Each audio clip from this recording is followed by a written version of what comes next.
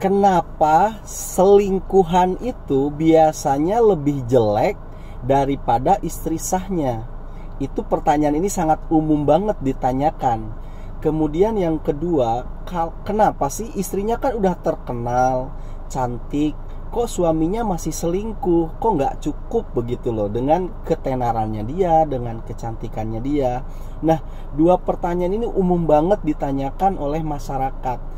Ayo kita akan pelajari dari dua aspek. Yang pertama dari biologi, yaitu neuroscience ataupun ilmu tentang otak. Kemudian yang kedua dari sisi psikologi begitu. Nah, belakangan ini viral seorang influencer, siapa itu, Agnes Jennifer ya kan, itu diselingkuhin oleh suaminya. Nah, ini netizen mempertanyakan, ya ampun, kurang apa sih istrinya terkenal, iya, followernya di TikTok 4,3 juta, cantik, iya, body perfect begitu, kok masih aja suaminya itu selingkuh. Nah, yang mirisnya lagi, selingkuhnya suaminya ini yaitu di sekolah anaknya begitu loh. Awalnya itu dari situ. Jadi teman sekolah ibunya, teman sekolah anaknya si Agnes Jennifer ini ternyata berselingkuh dengan suaminya Jennifer. Ini kan gitu. Wah, ini kan viral kan kemana-mana begitu loh. Itu kan banyak netizen, kurang apa sih Jennifer ini, cantik iya, terkenal iya. Nah, coba kita akan bahas dari sisi neuroscience dan secara psikologi. Jangan salah loh ya, ketika kamu terkenal ya, mungkin perasaan kamu ya kan, wah, gue terkenal nih, berarti nanti pasanganku atau pasangannya gue nih makin takut kehilangan gue, kan gitu. Umumnya orang berprasangka kan begitu. Gue terkenal, gue banyak yang ngefans nih sama gue nih, wah, berarti pasangan gue nih bakal takut banget kehilangan gue. Gue ini menjadi orang yang istimewa kan di pasangan gue. Meskipun banyak orang yang fans sama gue, tapi tetap gue misalkan setia dengan pasangan gue, kan gitu tuh. Orang cara berpikirnya begitu. Tapi itu justru kalau dari sisi psikologi akan kebalikannya. Punya pasangan terkenal itu menjadikan satu berpotensi untuk pasangannya itu selingkuh loh begitu. Oke, sekarang kita tinjau dari dua aspek. Yang pertama dari sisi neuroscience, biologi ya. Sebenarnya sih banyak ya faktornya kalau dari sisi biologi. Cuma biar nggak terlalu panjang videonya, saya ambil aja satu poin, yaitu tentang dopamin. Dopamin itu adalah kimia di dalam otak. Dia itu berperan sebagai neurotransmitter gitu loh. Nah, dia ini fungsinya untuk memberikan satu kesenangan. Jadi kalau kamu lagi seneng, itu artinya dopaminnya itu sedang meningkat gitu loh. Sedang ada peningkatan begitu loh. Ketika kamu merasa seneng itu gitu. Itu yang bekerja dalam otak itu adalah cairan kimia namanya dopamin begitu loh ya. Nah,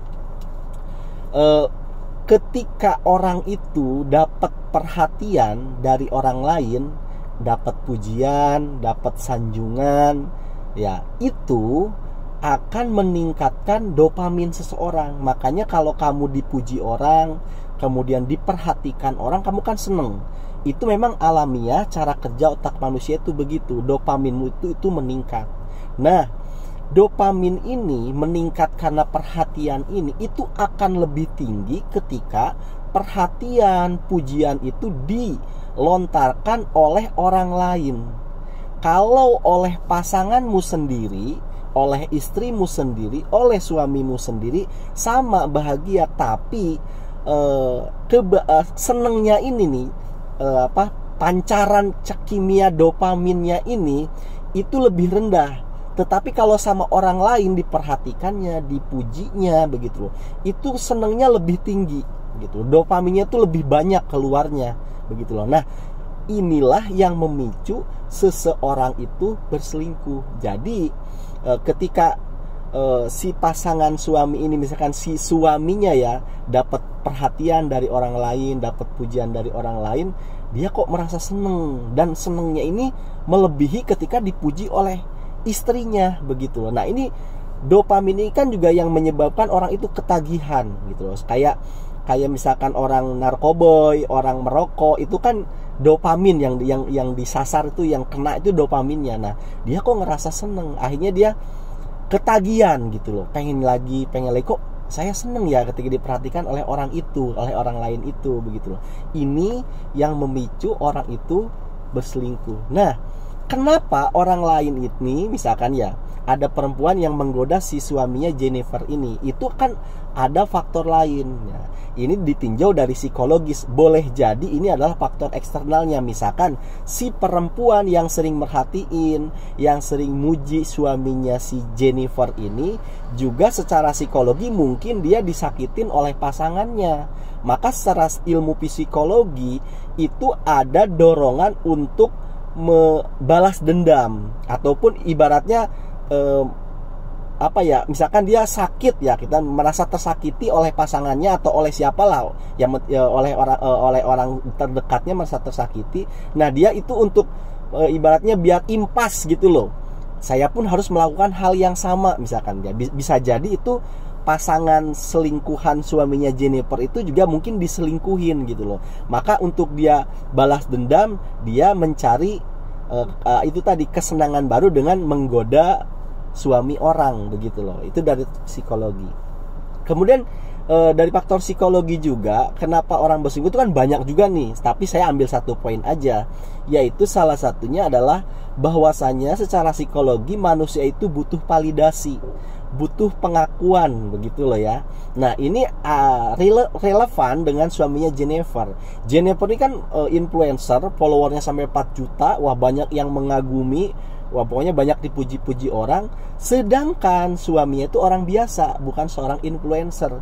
Di sini namanya sebagai lelaki harusnya kan dia itu minimal seimbang lah ya dengan istrinya. Tetapi dalam kenyataannya kok orang-orang lebih banyak ngefans sama suaminya. Nah, disinilah muncul validasi itu. Secara psikologis manusia butuh pengakuan, begitu loh, bahwa dirinya itu juga ya hebat, bahkan lebih hebat dari istrinya. Nah, karena dia tidak bisa menemukan validasi ini seperti istrinya menemukan lewat media sosial, maka dia mencari tuh di luaran sana. Dan kebetulan ada orang yang memperhatikan dia, ada orang yang memuji-muji dia gitu loh. Maka otaknya menangkap ini adalah sebuah validasi, sebuah pengakuan dengan beberapa faktor tadi. Misalkan si perempuan selingkuhannya ini juga misalkan untuk arena cara dia untuk balas dendam karena dia diselingkuhin juga, misalkan begitu tuh. Nah, ini ketemulah di situ. Itu juga yang menyebabkan seseorang itu menjadi selingkuh. Nah, dari pemaparan kita dari awal sampai sekarang, tentu kan puncaknya adalah kepada solusi. Lantas bagaimana solusi supaya kita ini tidak berselingkuh ataupun kita ini tidak diselingkuhin? Kalau untuk tidak diselingkuhin kan otomatis misalkan kamu punya suami atau kamu punya istri, berarti dua-duanya harus nonton video ini kan, begitu loh. Nah, berarti kan tentu utamanya gimana biar kita tidak selingkuh kan, begitu. Maka ada 2 cara. Kalau kamu pengen cara yang ribet ya kan, berarti kamu ya tadi lewat sains, kamu skip itu, kamu pause satu-satu, kamu baca, kemudian kamu relevansikan dengan kehidupan kamu gitu loh kan, secara ilmu sains dan ilmu psikologi tadi, neuroscience dan psikologi. Tapi ada yang paling mudah, cara yang kedua, yaitu apa?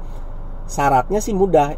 Ini syaratnya adalah kamu percaya Tuhan. Kamu beragama dan kamu percaya Tuhan. Nah, kalau pakai cara yang kedua itu saya lakukan, sehingga saya tidak berselingkuh itu karena saya percaya Tuhan dan saya beragama. Caranya bagaimana? Yaitu saya meyakini bahwasanya kita ini hidup ya, dilahirkan ke dunia ini untuk ujian gitu loh. Kalau orang anak sekolah itu, kita ini sedang ujian gitu loh. Jadi Tuhan melahirkan kita ke dunia itu untuk ujian. Jadi kalau ada orang bilang saya bahagia, itu bohong. Sebenarnya dia salah tafsir. Dia itu bukan sedang bahagia, tapi dia itu sedang tenang. Tapi rasa tenang ini dia tafsirkan sebagai bahagia, begitu. Karena Tuhan tidak pernah menurunkan kebahagiaan untuk kehidupan di dunia ini. Kenapa?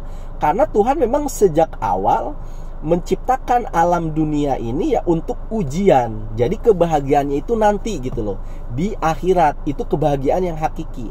Jadi kalau di dunia ini kalau kamu ada bahagia, itu sebenarnya bukan bahagia, tapi tenang. Jadi Tuhan itu tidak pernah menurunkan kebahagiaan, tapi yang Tuhan turunkan itu adalah ketenangan. Jadi gimana sih orang lagi ujian kok bahagia? Kan gak masuk akal. Namanya orang lagi ujian ya selesaikan ujian. Tetapi kan ada orang yang menyelesaikan ujian itu dengan tenang, ada yang dengan tidak tenang. Nah ketika orang menyelesaikan ujian itu dengan tenang, kan bahagia. Begitu loh ya. Nah saya meyakini itu, bahwasanya saya dilahirkan ke dunia ini ya untuk ujian, dan saya diberi partner, yaitu istri saya. Begitu loh ya. Saya dikasih partner, istri saya, untuk menyelesaikan ujian bareng-bareng. Begitu loh, untuk menggapai satu kebahagiaan nanti di akhirat, kebahagiaan yang hakiki ini. Jadi ketika saya misalkan dipuji sama perempuan lain, begitu loh ya, saya anggap itu tipuan aja. Tipuan buat saya, itu saya anggap ujian juga. Saya jangan sampai terlena, begitu loh. Saya harus fokus dengan tujuan akhir saya, yaitu bahagia nanti di akhirat, begitu loh. Saya menjalankan misi yang Tuhan berikan. Saya ujian, dan saya diberi partner oleh diberi partner oleh Tuhan, yaitu istri saya, untuk menyelesaikan ujian bersama, mencapai kebahagiaan. Jadi kalau untuk berselingkuh, akhirnya saya berpikir 2 kali. Jangan-jangan itu cuma bohongan aja, cuma tipuan aja. Karena kebahagiaan yang hakiki itu nanti di akhirat. Itu sih solusi dari pengalaman saya supaya saya tidak selingkuh. Caranya yaitu saya percaya Tuhan, saya percaya agama. Terima kasih karena sudah menyimak.